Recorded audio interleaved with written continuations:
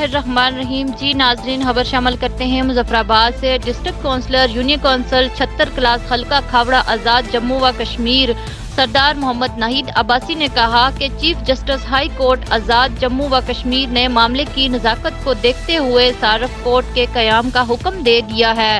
हुकूमत आजाद कश्मीर फौरी तौर पर सारफ कोर्ट के कयाम अमल में लाए ताकि आवाम को सहूलत मुयस्सर हो सके। इन हालात का इजहार उन्होंने मीडिया से गुफ्तगू करते हुए किया। उन्होंने कहा कि सारफ कोर्ट का कयाम चीफ जस्टिस हाई कोर्ट का अहसन इकदाम है।